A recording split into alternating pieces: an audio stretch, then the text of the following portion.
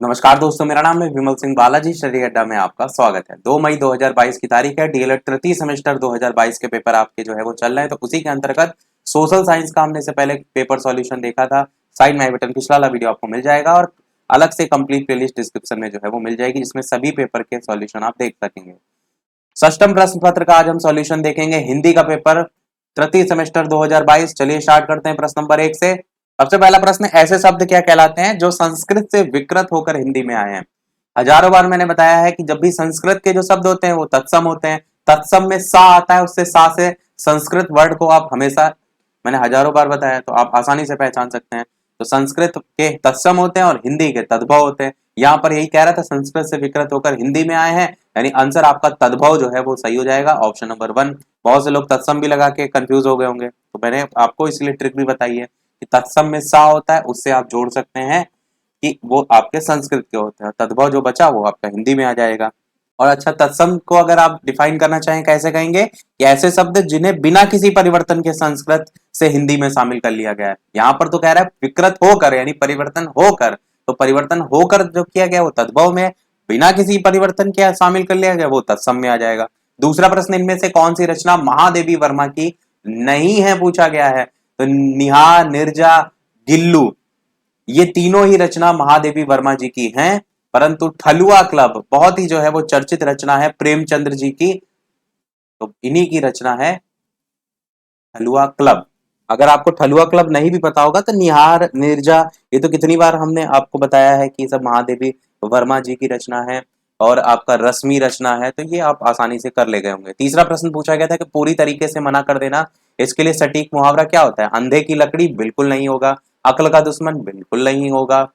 फिर आगे क्या है? अंगूठा दिखाना या अक्ल पर पत्थर पड़ना, तो आपका अंगूठा दिखाना बिल्कुल सही होगा। ये तो बहुत ही बेसिक सा है, आप नॉर्मल दिनचर्या में भी ये चीज यूज करते हैं कि भैया उनको अंगूठा दिखा दिया, मतलब उनको मना कर दिया। जैसे आप से कोई काम करने को कहा गया और आपने मना कर दिया, साफ मना कर दिया, भैया देखो हम नहीं कर पाएंगे, तो उसका सेंस होता है अंगूठा दिखाना। और बाकी कोई ऑप्शन ऐसा भी नहीं है जिसको लेकर आप कंफ्यूज हुए होंगे, ये भी सही किया होगा आपने। चौथा प्रश्न है, मधुशाला के रचयिता कौन है? ये तो बहुत ही चर्चा है, हजारों बार आपने केबीसी में देखा होगा। उनकी जो लाइनें हैं मधुशाला की, हरिवंश राय बच्चन, सभी जानते हैं। थर्ड ऑप्शन बिल्कुल सही हुआ होगा। आपने देखा होगा वो अमिताभ बच्चन को काफी बार उसने पंक्तियां सुनाई हैं कि कोशिश करने वालों की कभी हार नहीं होती, लहरों से डर कर नौका पार नहीं होती, कोशिश करने वालों की कभी हार नहीं होती, तो वो पंक्तियां हरिवंश राय बच्चन जी की हैं।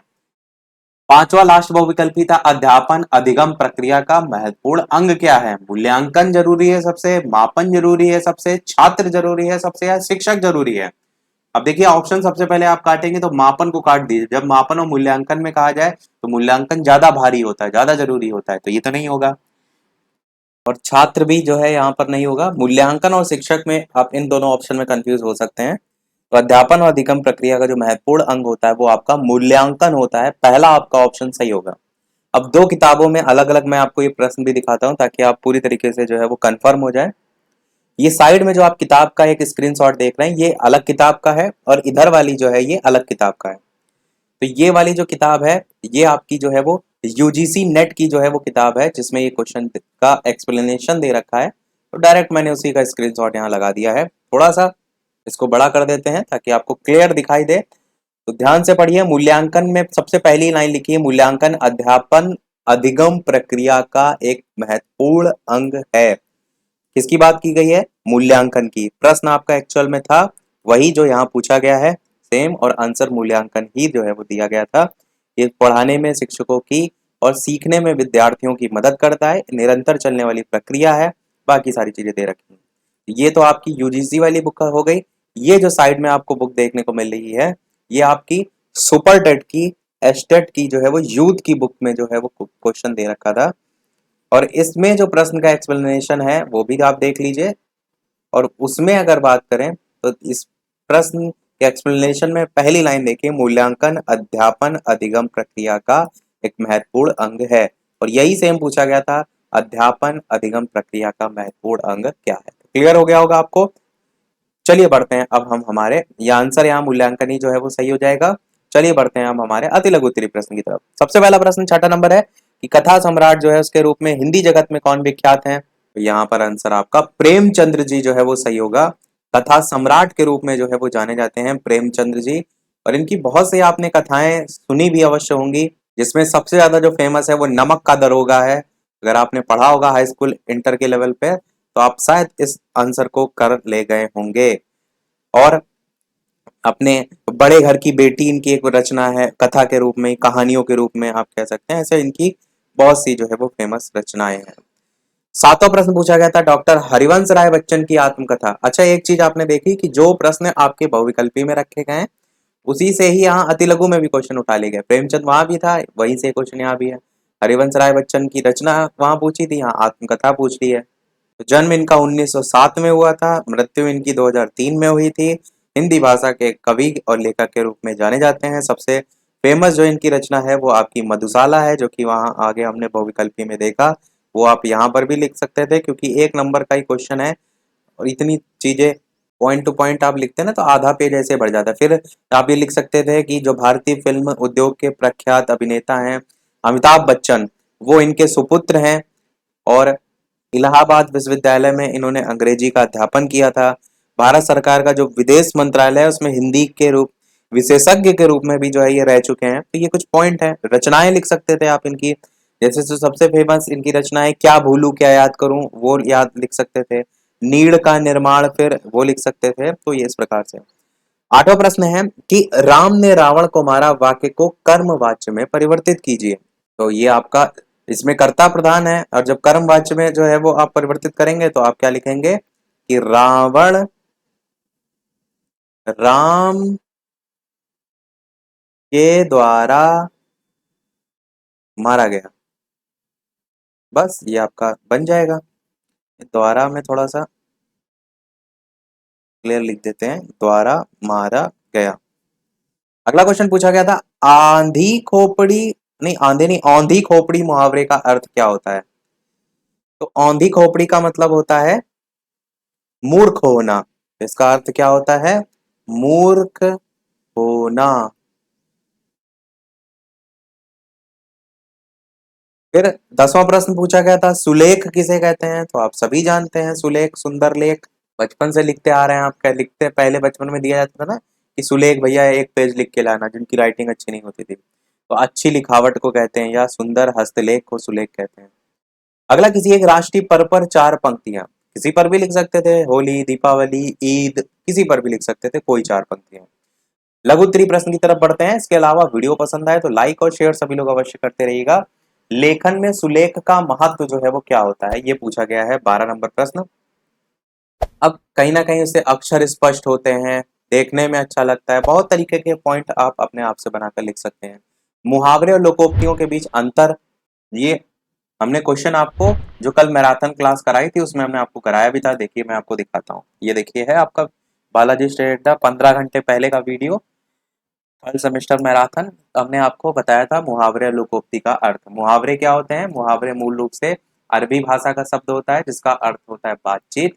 मुहावरा सहज और नैसर्गिक होता है, इनका रूप परिवर्तित नहीं किया जा सकता है। मुहावरे से प्रयुक्त होने वाले किसी शब्द के स्थान पर पर्यायवाची शब्द को प्रयोग नहीं किया जा सकता है। ऐसा करने पर मुहावरे का सौंदर्य और भाषागत अर्थ नष्ट हो जाता है।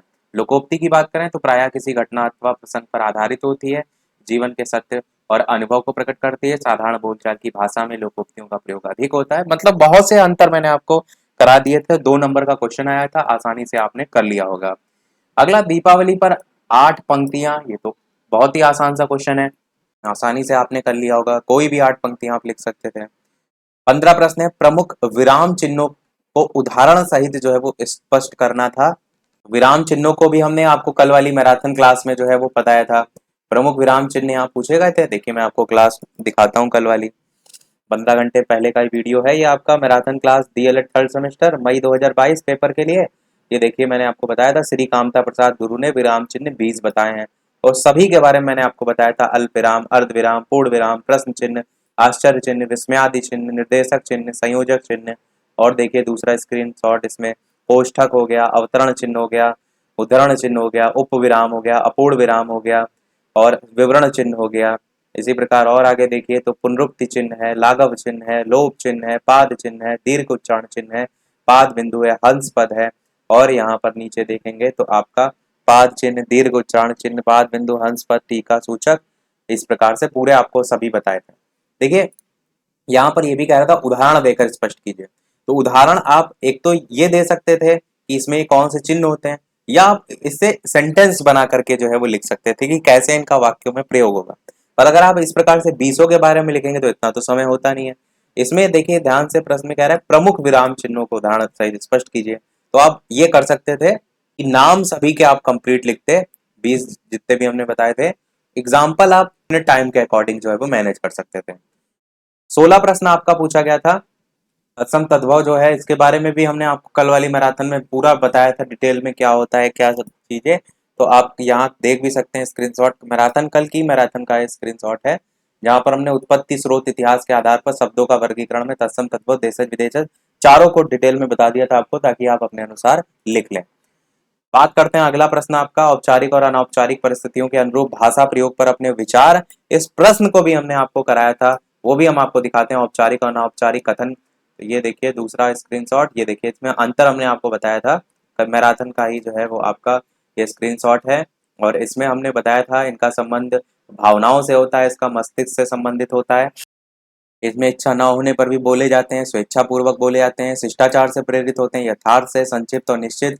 ये कथन अनिश्चित होते हैं, कथन परिस्थिति की सीमा से बंधे होते हैं, ये परिस्थिति से मुक्त होते हैं, और एक दो अंतर और हैं, इसके पीछे नैतिक व्यवस्था होती है, और ये यथार्थ पर आधारित होता है। तो देखिए ये इसके अंतर इतने हमने बताए थे। तो यहाँ से पूछा ये गया था कि भाषा प्रयोग पर अपने विचार। तो चीजें अगर आपको समझ में आती हैं कि क्या है पॉइंट, तो आप आसानी से चीजों के बारे में लिख सकते हैं।